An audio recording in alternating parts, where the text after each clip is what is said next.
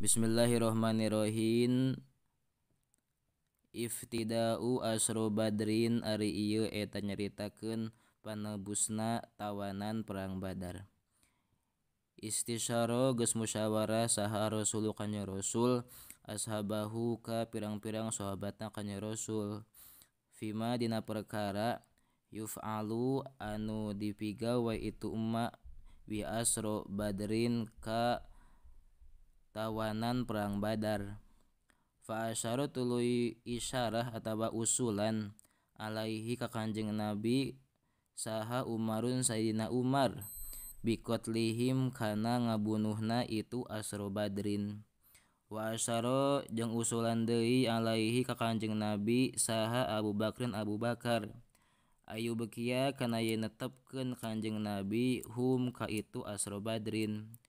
Wa yakhudha jeung nyokot atawa nyandak Kanjeng Nabi minhum ti itu asro badrin alfidaa kana tetebus atawa fidyah liyakuna karena supaya bukti itu fida kuatan eta jadi kekuatan lil muslimina pikeun muslimin alal musyrikina ngelehkeun ka musyrikin.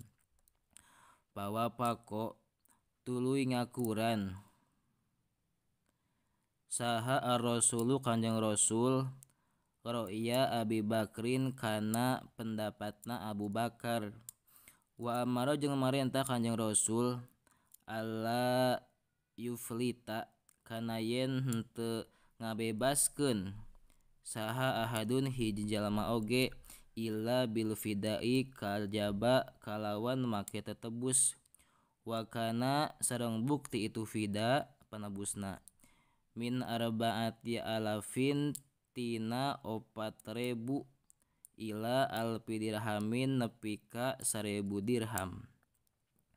Amal fuqara'u anapun ari jalma anu fakir paman maka saha jalmana yuhsinu anu bisa ngaluskeun itu si eman fuqara al qiraata kana bacaanana wal kitabata jeung kana tulisanana atau masihan hu ka itu si eman fuqara saha ar-rasulu Kanjeng Rasul asrotan kana 10 min sibyanil madinati ti pirang-pirang budakna urang Madinah liyu alima karena supaya ngawurukan itu si eman fuqara hum ka itu sibyan.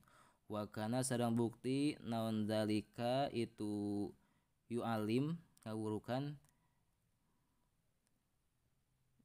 fidaahu kana tetebusna itu si eman.